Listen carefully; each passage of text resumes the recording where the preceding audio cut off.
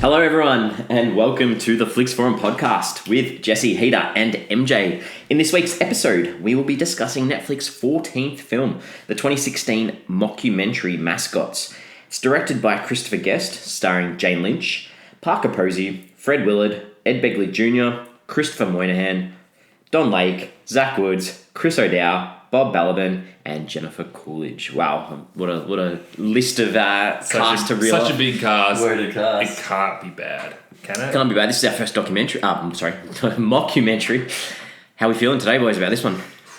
It's good to see you, mate. Don't want to talk about the film yet? Or?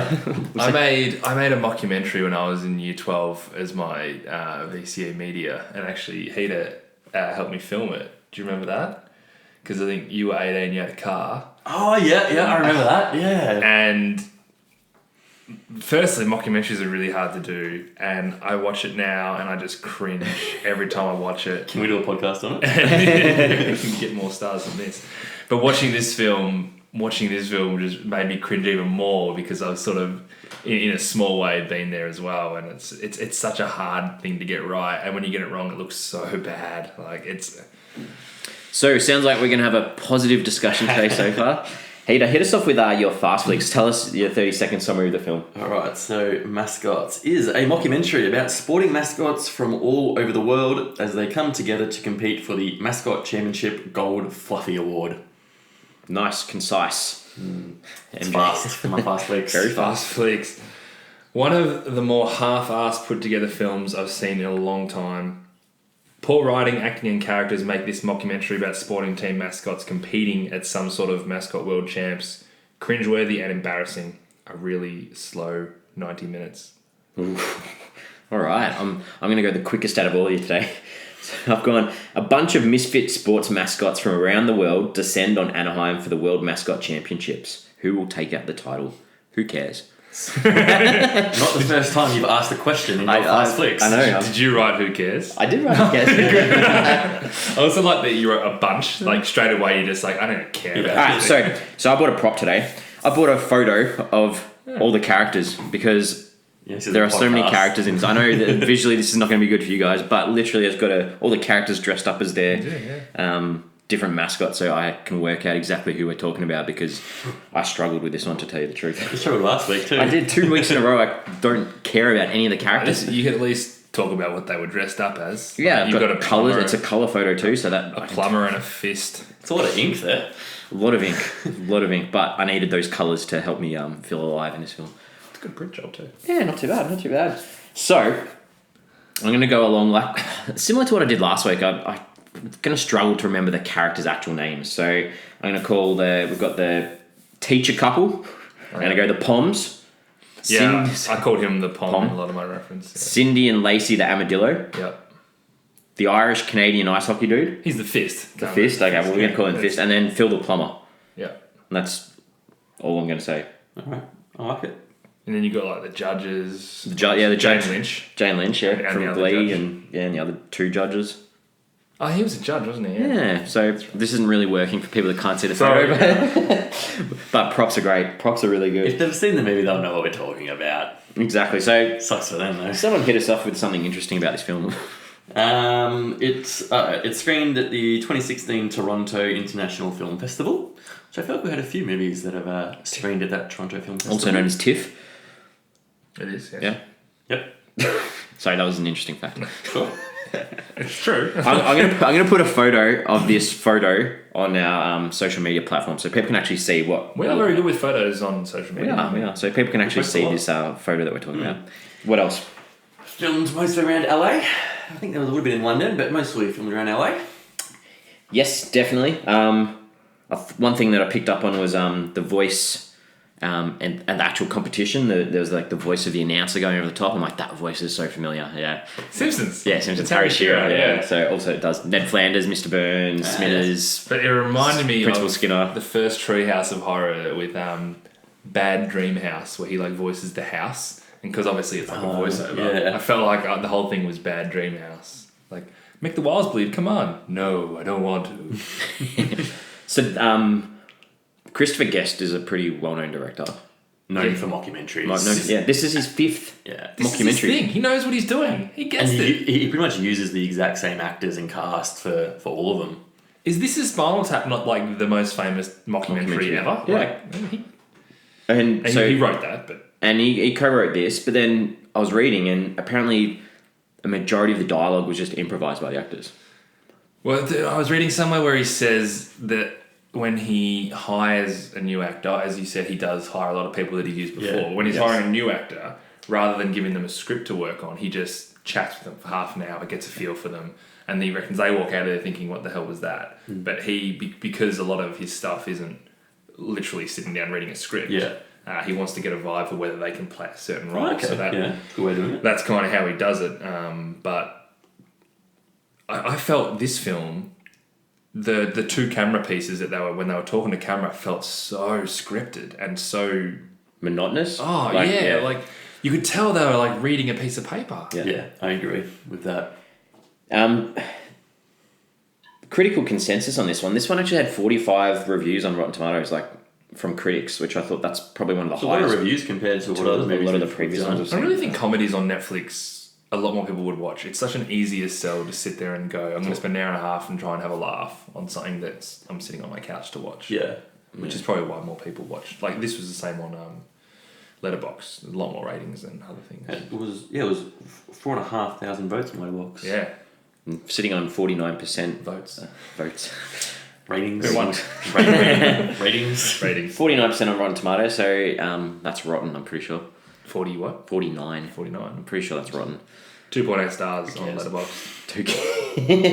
There's pretty mixed reviews from critics. Yeah, there's a lot of people that really liked it though. I thought it was funny. It seems like kind of a niche market. If you like his previous films, I feel like a lot of people did like him, but there was also quite a few who said that this was quite a fall compared to his previous mockumentaries. So it really did seem mixed. The ones that liked it and the ones that went, no, this is crap. Again, though, this is Netflix giving directors the opportunity to do things that they otherwise might not have had the creative license to do. And I think Christopher Guest is an interesting one because he is a guy who's been around for a very long time. He really enjoyed the idea that he could do things on his own terms. I think he had like one meeting with Netflix. He never went to their studio. They were just kind of like, here's your money, off you go. But on the flip side, as a director who's been around for a long time, I think he misses the opportunity to get it projected on the big screen and get people to see it as well. So he could see both sides of the story there. But I think that's, as we've spoken about previously, it is the beauty of Netflix, and that's why we're going to see a lot more films that otherwise we wouldn't have seen because we've got someone with that full creative license. It gives them so many opportunities just to showcase kind of what they want to do. Yeah, like we spoke before, so it debuted at the Toronto Film Festival, and then I think it went and played the London Film Festival like the month later as well, before it hit Netflix on the 13th of October 2016. So, I think they gave it this opportunity, and that's probably why it's got more reviews and ratings as well, because people would have gone to these film festivals and wanted to get in and write about what they saw as well. There were a few things in like some connections there. They kept mentioning this Highway to Heaven TV show from 1984 or something. I have no idea what that show is. I just thought it was like written in for the purpose of the movie. Is it real? Is it? I'm pretty sure it's real. Okay. It's a real TV show. Never heard of it before. Yeah, okay. No, neither. Maybe we're showing our youth this time. We're feeling young. We're feeling alive. None of us are born before 1984. Shh, don't give away. Awards. I think this actually was nominated for some awards. Now, we got nominated for the Hollywood Makeup Artist and Hairstylist Guild Awards in 2017 for the Best Contemporary Makeup. Interesting. Which I found weird because a lot of them were in costumes. So Does that count, like the costumes? Armadillo had a bit of makeup, didn't she? Armadillo did have a bit of makeup. She got all the. We're using our prop again so we can see what they look like. She had all the the tattoo type stuff across there. Is that kind of award kind of based on the costumes they made, or is that something? Would that be a different award? Just a contemporary makeup. So to me, makeup is Not costumes. not costumes, because it'd be costume design. Okay, interesting. Very weird. Sounds strange. Anything else that we can talk about before we talk about our character likes and dislikes? Christopher Guest's son was actually a mascot. Yes. In high school. And whilst I don't think this was purely based on that, I think it planted the seed. If you've got a guy who's famous for writing documentaries, I can see the ticking in your mind going, oh, mascots, hey? What can I work this with? can be funny. Yeah. I didn't really care about any of the characters in this film. I think I've probably made that pretty clear. And there was no development in any of the characters really as well. It was just like a quick little flash about their lives and that was it. That was the worst. So the opening 10 minutes to 15 minutes when you get introduced to all the characters, they were all terrible, terrible scenes. Yeah. Terrible. And it goes to the point about when they were talking to camera, I just felt like it was so scripted. It was not natural. I didn't believe any of them. The thing is, the very first scene of the film was that their married couple in the doctor's thing. Yeah. And I'm like, that was kind of funny. That was better than any other scene that I saw for the next half an hour. So I thought that was weird. She's like trying to pick his ear and... But I kind of like the idea of them, like, he's got this, like a bruised knee, but he's in the hospital because he's got a mascot competition. I thought that was kind of funny to set it up. Yeah. They felt a lot more natural than it did when everyone was talking to camera. And I would have liked to have seen more of that at the start rather than just these awful scenes. Yeah. Just I didn't like any character. That hated them all pretty much. I think the opening scene is with Zach Woods, and I don't like Zach Woods. I really don't like him in things. So the movie opened with that, and I was like, oh, okay, this guy, here we go. And it just. So is Zach Woods the teacher? Is Mike? Is it Mike the teacher? He's the guy in the doctor's office. Like the actual doctor? No, the patient. No, the patient, So he's the teacher. He's got his wife. Mike, they got the... Mike and Mindy, I think. So Mike, so that's Zach Woods. I only know him from The League. What else? He's in The Office. Okay. He's in the UK version of The Office. He's bad. He's funny in The League. He plays Lane in The League. As soon as I saw him, I'm like, I recognise this guy. So I was a little bit... I've heard, you know good things about Christopher Guest. You know his name and, you know Spinal Tap. You know the big picture. You know these big films. So to me, I was a little bit, let down because I thought, this could be all right. So I didn't even know I didn't even check that he directed it. I didn't know this until afterwards because I was watching this film thinking this person has no idea how to make a mockumentary. That is honestly how I felt. Like, this is shocking. And... obviously he does. I just think he got it so wrong. A lot of watching him it was hard to watch. Sitting there and almost got my head in my hands going, oh my God, like, is this really happening? But I think these roles, they're really hard roles to do as an actor. It's really hard to get... And you know what? I actually thought John Michael Higgins, who plays from the gluten-free channel, they were trying to get the gluten-free channel to televise. Yeah. So he's Fired Up? Guy from Fired Up and guy from Pitch Perfect. When he came on for the first time and started doing it, I believed him. He was the first person because he's done this before, so he's got the bit of like that. It's the same character he plays in every film, but he's got that pedigree of knowing how to sell a character like that. And I was like, finally, someone who gets their role and understands it. He stood out, and I thought Jane Lynch stood out because that's when I maybe thought maybe if they had better actors doing this stuff, more believable actors, it might have worked a lot better. I read a couple of things that we're talking about Eugene Levy. American Pie. Because he's in most of his previous work. Saying that he could have added that little bit of extra oomph to the... I read that too. I didn't, because they kept talking about him investing in the show was really good or something. Yeah. I can't imagine, like... I feel like they got this cast based on the director, like not based on the script or the storyline or the outline. Like it was... Yeah. Would have been just the directors going to all his previous cast in the last movie, hey, I'm making a new movie and you're all in. Like, oh yeah, all right, cool. Yeah. I'll be honest, I know we didn't like the characters, but I didn't mind the British guy, Owen Jolly Jr. Which mascot was he, sorry? He was Sid the Hedgehog. Oh, okay, yep. So he had a bit of a Ricky Gervais feel to me. He's that real awkward humour. I actually got my first laugh when he mentioned that he's only got one ball. That's what I was going to say. Having one ball is not funny. How is that funny? Why is it not funny? I didn't laugh once in this whole film. It wasn't funny. I like that. I thought he was pretty good. I actually thought his comedic timing was pretty good. I thought he did quite well, and I liked him. So I have to say that. I didn't like the setup with him and his dad though, with that ladder. The whole thing. It was so obvious where it was going to go. It was obvious, like Dad's like, no, I don't want you to use the ladder in your thing, and then it's like this whole like story of should I use the ladder, should I use the ladder? Of course he's going to use the ladder at the end, and of course everyone's going to... So that was the other thing I did like about the film, is that the ladder story, obviously you knew it was going to happen, but you didn't know what he did on the ladder.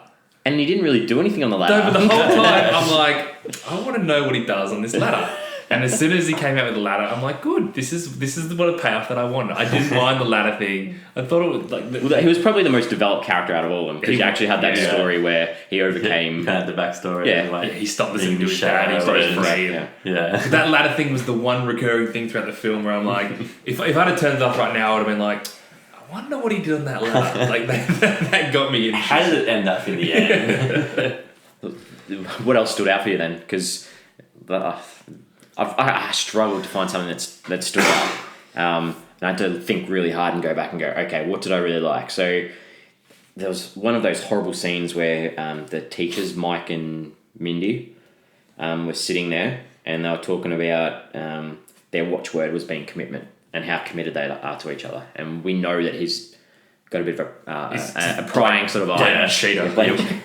Went off with the armadillo. Yeah, so they're sitting there talking about the watchword being commitment, and then she goes into, however, he has slept with someone, and then there was this segue, and it went straight to that Cindy chick checking in at the airline. And it was obvious, okay, so Cindy's this chick on this mascot sort of trailer. And I thought that was the highlight for me, was that there was this segue. Just a clever segue, what you enjoyed. Yeah. That was what stood out for me. That was your positive. That was my one positive that I could come up with. There was another thing that I laughed at. I didn't laugh once. The other judge that wasn't Jane Lynch, his name was AJ. Who got really annoyed at her all the time because she was like actually famous. Yeah. But his story about why he was like a mascot guy, he did like one gig as this donkey. Oh yes, AJ. It was called AJ. Danny the donkey. Danny the donkey with a massive dong. Yeah, because he was correct anatomically. Anatomically correct, and he got banned because it had such a. And they had that flashback of a donkey with like a black tape over where the penis would be. But I was like, well, this is kind of weird. But then he starts talking to the camera about how he was overcompensating for the fact that, he's obviously struggling in that area, and he goes, I avoid the term micro penis, and he started talking about some of the groups that he goes to called Tom Thumb and Tiny Tim and Pinky Promise. I thought all those really small penis jokes were not funny. I couldn't. I thought they were good because I had no idea he was going there. And when he dropped the term micro penis, it was really random and just out there. Like, oh, wow, that's a big surprise of how that scene went. Help me accept who I am as a man. I probably wouldn't say I liked any scenes, but I didn't mind the ones with Zook, who plays the Irish Canadian fist. The ice hockey dude. Yeah, the ice hockey guy. Yeah, I didn't mind the stuff with him in it. Kind of at the start of him explaining, all the altercations he's been in. That was okay for me.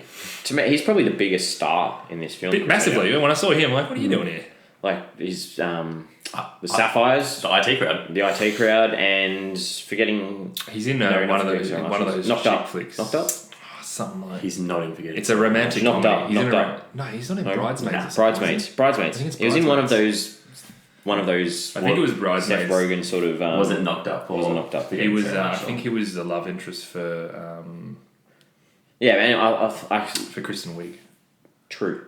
I was just like totally surprised to see him as that sort of character, I guess, because he's usually in pretty good stuff.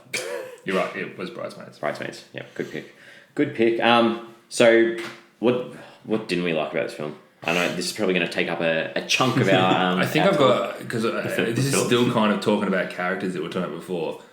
There was a character in it really briefly called Corky St. Clair, who came in when the armadillo was like doing a dance practice, and he came to like help her. Mm-hmm.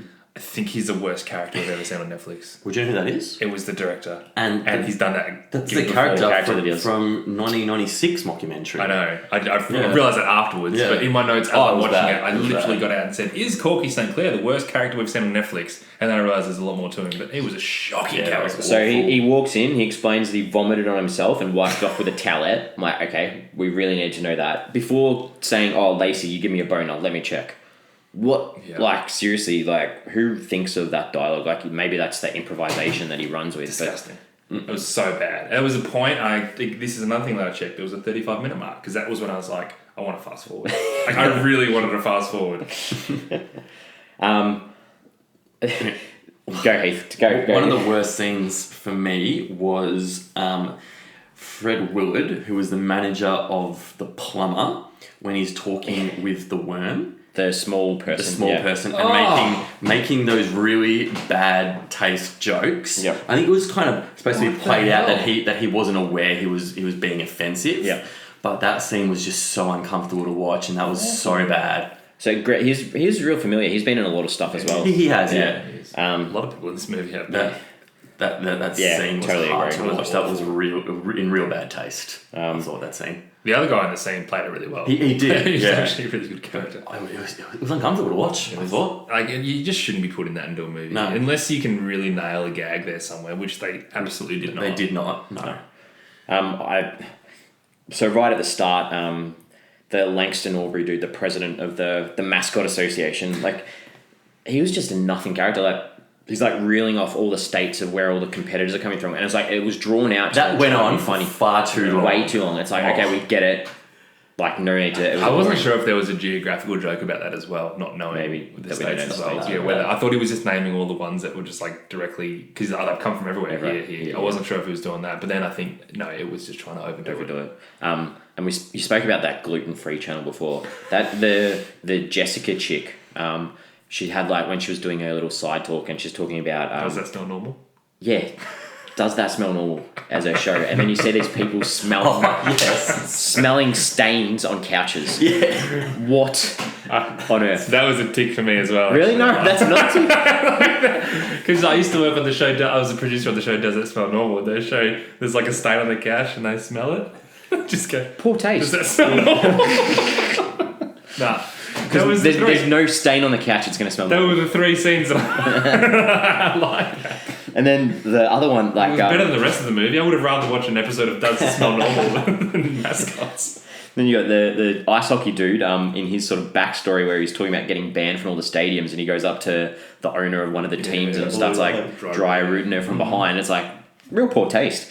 Like you could leave that to the imagination. You don't need to. Because he said it. Yeah, he goes, said I got done for trying to sexually abuse the. Yeah. And I was like, okay, that's. And then they cut to it. Like, we don't need to see that. We didn't get that far. Like, no. We got the idea. That's not trying to make it cleaner than it was. Like, if you said I sexually abused her, you'd be like, oh, okay. Yeah, I guess it's pretty significant. It doesn't make it as bad. Yeah. There's a lot of obvious stuff. Well, just all the interviews. Yeah. It was really bad. They were just really bad. I mean, I'm not a big fan of mockumentaries to begin with. But I thought you were good in my one though, either. we need to get the link out to this mockumentary. I've got the DVD. It sucks. It's so bad. Just the interviews in it were just really bad, and they were tough to watch. So awkward. Yeah, so awkward. When Jane Lynch's character rocks up at that hotel with the other judge as well, and they're checking into the room, and he's like, it was obvious that she was going to rock up and she was going to have the room that he wanted. And let's be honest, who says when this guy's clearly checking in? Who comes in and go, oh, by the way, I'm in this room? It's like, no, you wait your turn. Yeah, no one ever does that. Yeah, it's a lot of obvious real setups. That was bad. The other one that really I thought was really unneeded was Lacey, the Armadillo's sister. Yeah, and she was talking to Mike. And she's talking about how she's sort of single now, and she goes, I've had 3 yeast infections since I was divorced. And she goes, the quote, and I quote this: I just want to stick a hairbrush down there and get it out. Oh, that was bad. Like, I was sitting there going, I am glad there is no one around here, that can hear this. There's often times in movies where you think if someone walked in right now, they'd be like, excuse me? That was really bad. What did you think about the furries, the continuous jokes about these furries, these animals these humans dressed up as animals for sexual pleasure? Was kind of funny the first time. Okay, is that what they were called? It didn't need it to be again and again. I hated it. Because I'm like, okay, this is going to come back. Like, there's going to be something here that's actually going to be kind of clever. And at the end, they got arrested. I'm like, they're going to reveal it to be someone, and it's going to be this whole big Scooby-Doo reveal. There was. And it's like, so why did you have that recurring thing in the whole film when nothing happened because of it? I feel like that was sort of like maybe when this film came out a couple of years ago, that was like sort of the meme culture. It was like you make fun about these furries and these, and there were a lot of like CSI shows and episodes that dealt with like these furries and things like that. It's just, I don't know. It was terrible. That was one of my most hated things about the film. I was like, stop treating me like I'm an idiot. Like, we don't need this stuff. I feel like they tried to push the boundaries with a few of the jokes as well. Like when the plumber dude goes to perform for the blind kids. Oh, yeah. Oh, yeah, that was... There was no need for that. That was stupid. That was bad. And then when they try to kick that armadillo chick out for... Oh, yeah, that was weird as well. It was weird as well. It was like some racial thing about the squaw being the little Indian girl that was offensive. And they made all these Indian jokes that just weren't funny. But they made a point of like, we're going to boot her out, or we got to go to tribunal. But then none of them wanted to boot her out. Like, they could have just chatted themselves and been like, hey, should we do this? No, we shouldn't. Okay, cool. Like, and the scene added nothing, because it's not like she needed... It's not like it had any impact on her performing, because she got sick anyway. Completely unrelated to like... That was weird. So, thinking about the actual mascot competition at the end, what were some of the actual performances or mascots that we met in that one that sort of stood out? Well, that was the kind of thing for me, because I obviously didn't like this movie, so when I went into it, I'm like, oh, there's going to be a competition at the end, and maybe that will make it better, and that will improve, and that will kind of pay off the film, and I'll be okay with it. Didn't like it again. The plumber act was okay. Like they put a lot of thought into that routine. But one of the crew running around the stage. That's what was good about it. I didn't think there was going to be a poo coming out. I can't remember which. I think it might have been the armadillo one. Just went on for so long. Terrible. That went on for ages. I think in their defense, that was supposed to be terrible. Yeah. I feel like they played that. It was like that interpretive. They could have also cut that a lot shorter. Yeah, I thought the competition was pretty average. I think they're making fun of the people that do interpretive dances that just mean absolutely nothing. Did anybody else notice? And this really bothered me when it shouldn't have, because so many other things really bothered me about this film. But when the baseball when the couple were doing the baseball thing, that when they were practicing, she was right-handed, and when they were competing, she was left-handed. She was hitting left-handed, because clearly it probably wasn't her in the suit. And I was just like, oh wow, how the hell do you get away with this? Didn't pick up on that. I didn't notice that. That's a great I was like, pickup. that's not her. Like, that really annoyed me. That is a real good pickup. How do you get that wrong? And again, they had like these racial stereotypes, like the Indian cricket team with the pencil and the sharpener, and then there was the Jewish, like the rabbi. Where'd they come from? That is the other thing. It's like from Israel, from India. Yeah. It's like, because these characters were so like, you just didn't like care about any of them. I was like, so who's going to win this competition? Like, what part of this story is going to be like, this is the winner? This is the guy you've been following the whole time. Like, I don't even know who it was going to be. No. Yeah. And I didn't really care either. No, neither. No. And also thought, so after the competition finished, they faded to that 1 year later. So give us an update. I didn't care. We did not need that update. I wrote 1 year later. Really? I just finish it. Who cares? Like, we don't need to know what they're doing the next year. It didn't matter at all. Bad. Yeah, frustrating. All right. Anything else that you want to talk about before we look at... Were there any themes or anything in this film that was underlying? I struggled with this. I really struggled. I've got written here... Did it have a theme? Okay, so for themes, I felt like there were so many characters that contradicted each other to have any sort of underlying message. There was no common theme. We talked about, and the British guy, it was almost like, stick to your guns, you make the decision, which was great for him, but it wasn't the case for anyone else. No. So it wasn't like this was like this underlying theme. So I found it really difficult to find any sort of coherent any kind of theme. So I had to like really think hard, and I was like, okay, so... What are each of these characters' self-awareness about each other? Like, what do they actually think about themselves? And to me, it's sort of like this thing where they're all outcasts. You look at them each in their own individual worlds and what they do outside of the mascot thing, and none of them didn't really like social sort of people. So not at all. I don't know if it was like this commentary about you can still be who you want to be, but not really. Like, it didn't really... It was tough, really tough. But I guess there was like this sort of personal triumph for each of them. Like each of them in that flashback from the year later, they all none of them were critical about competing in this competition. They all used that as a positive stepping stone to do what they want to do in their life. Or the plumber. He just became like a full-time mascot for like half the wage. And like, the Pommy guy gave the mascot back to his dad and they had a kid, so he's focusing more on life. So there was some sort of personal, and the Irish ice hockey dude was still getting into trouble for being with women that he shouldn't be with. None of them regressed, I guess, after except for the married couple were pretty bad. Like they stopped. It was the same. They stopped mascotting. They clearly hated each other. That scene where they had to kiss at the end. Yeah. Sorry, we're gonna do that. And they got a nanny obviously that he was into. So they was still a cringeworthy scene though. That terrible. They were probably almost the worst. Those two. They had no chemistry at all. So what do we take away from this film? Like, what stood out that was really good or really bad? Well, you know what? It was seriously like the longest hour and a half. Yeah, it was, like, I it swear, was really long. I reckon my wife watched 7 episodes of Married at First Sight whilst I was watching this. Because I was like, at least this will be a short one. No, it dragged. Oh, man. Have you seen any other of Christopher Guest's No. work? So I feel like it was kind of like the Pee Wee Herman movie we did. It's more of an acquired taste. Like you kind of had to have liked and feel like seen the previous Pee work Wee to actually had a see message though. this. Pee Wee had this underlying sort of I theme. think everyone was still at a bit of a loss.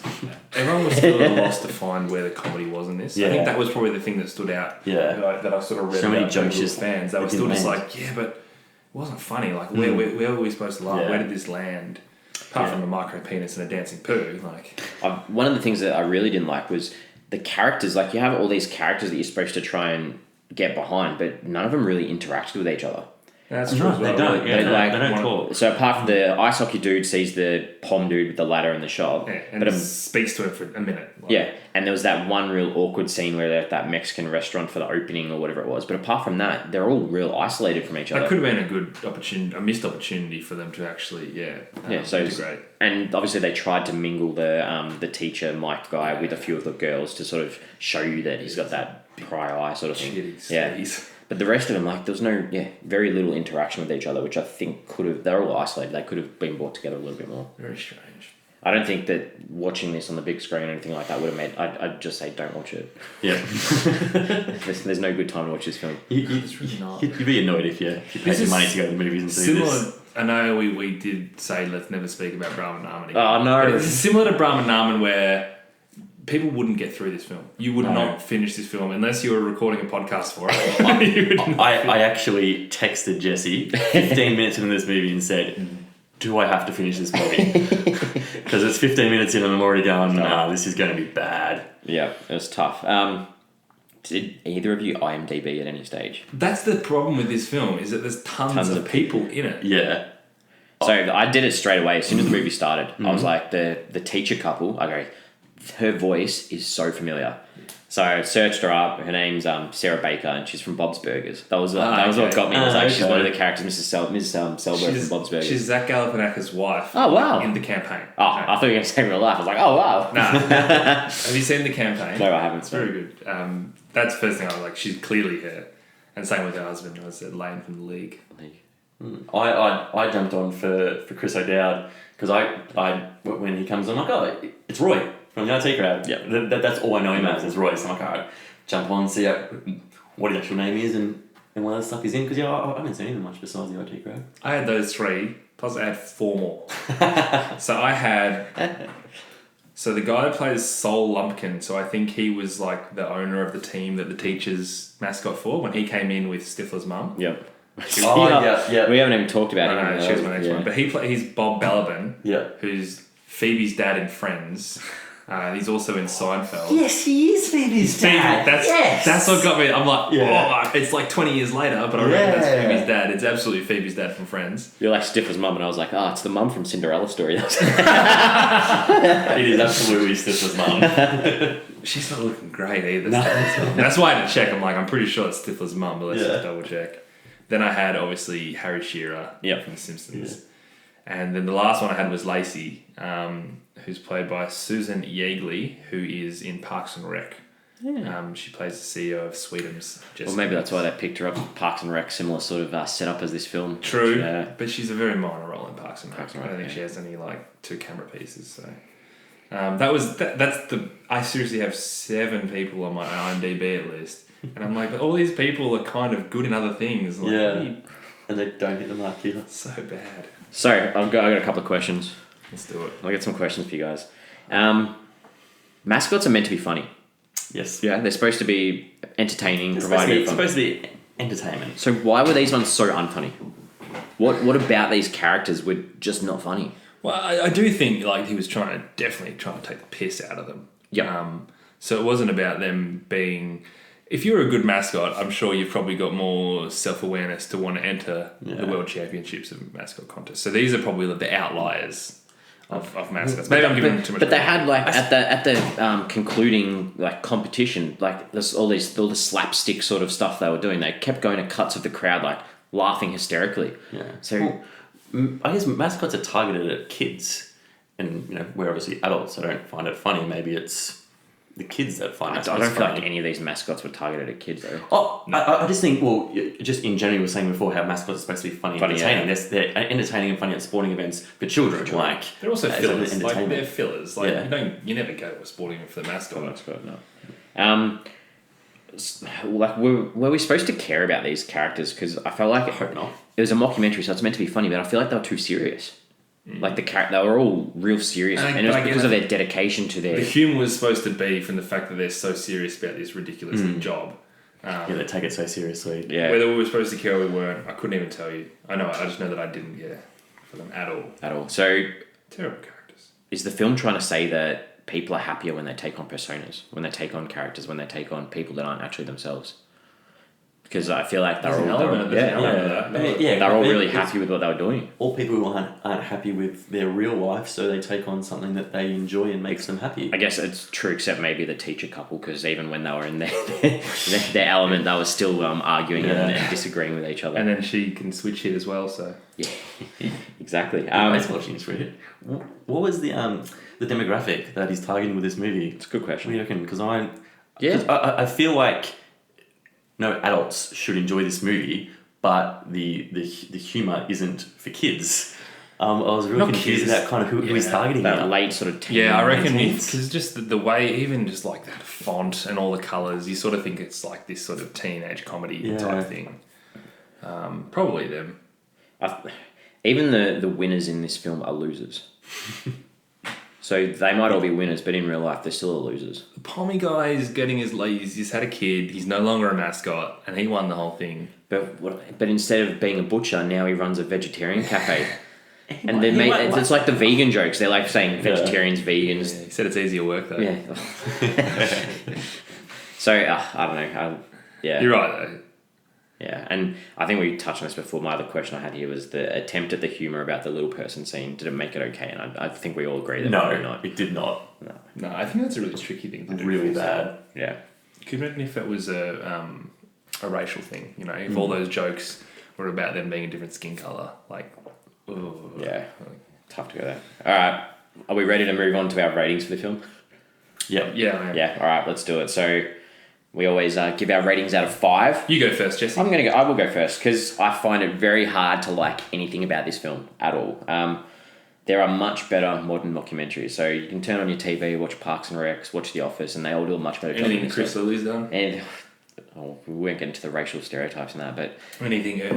Summer heights high and we can be heroes. Yeah, those types. Well, that's yeah, you're right. But even the stuff that he does to camera feels so much more natural. Like you believe that he is this character. Yeah, exactly. So I couldn't help but beg for this film to be over. And throughout the week in the lead up to this podcast, I've sort of been sussing out with you guys like, what's the lowest rating that we can give like on a film.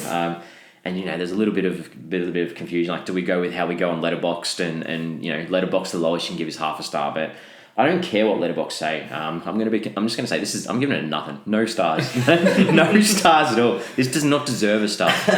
We make this comparison with Brahman Naman, which MJ brought up before. Brahman Naman was actually trying to say something. This stuff wasn't saying anything. So no stars.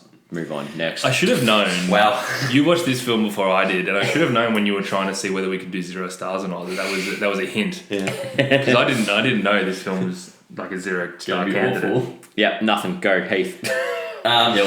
This film was rubbish. I struggled to get through it. It wasn't funny. It was often awkward and cringeworthy to watch. I give it 1 out of 5. For me, it was just a whole bunch of pointless stuff that happens. There was no message, there were no lessons. It was just a premise that probably felt like an easy win on paper. And I think you can think, hey, let's do a mockumentary about mascots performing at the World Mascots Championship. You're like, yeah, that's an easy win. But in reality, it does require a lot of work to get right and a lot of acting performances that just weren't there. So it's a tough craft to pull off, and they really just phoned this one in. So it's 1 star for me. It is infinitely better than Brahman Naman. It's better than Brahman Naman. Oh definitely. my god! Go back and watch it. But it's still very I bad. can't watch that film again. I'd struggle to watch this film again as well. I think I at least had a laugh in Brahman Naman. I don't think this provided any laughter whatsoever. What did you laugh at? It definitely wasn't the genitalia in the fish tank scene. I'm putting it out there now. Stop talking about Bronwyn Harmon. Hey, Haunting me. fill us in. What's our average rating? Average score is 0.67 out of 5. Light years ahead of Bronwyn. Which makes it the second lowest movie that we've done. Good. That's about where it should sit, I think. Mascots. This week, our social media question, I just couldn't even think of anything. So I just want to know from our audience, what scene in this film made you laugh? Because I couldn't. I thought you were going to say, what's the worst film you've ever seen? We can have that as well if you want. This week we reviewed Mascots. We want to know what the worst film you've ever seen is. I want to know what scene in the film made you laugh. Did anything make you laugh? Because I can't think of anything. Dancing poo, micro penis, and the fact that he's only got one bollock. There's 3. There you go. MJ's got 3. So get on social media. We'll have that question on there during the week. Twitter, Facebook, Instagram @FlixForum. Please hit subscribe. Spotify, Apple Podcasts. Give us a 5-star rating so other people can see us. Next week, we're going to be looking at the 2016 horror film I Am the Pretty Thing That Lives in the House. It's directed by Osgood Perkins, starring Ruth Wilson, Paula Prentice, Bob Balaban, and Lucy Boynton. So please take the time to watch the film before our next episode. Bob Balaban. I bet that MJ's excited about this one. He loves his horror films. Do love horror. I just realised that Phoebe's dad's in this one as well, though. Yeah. So yeah, get on board.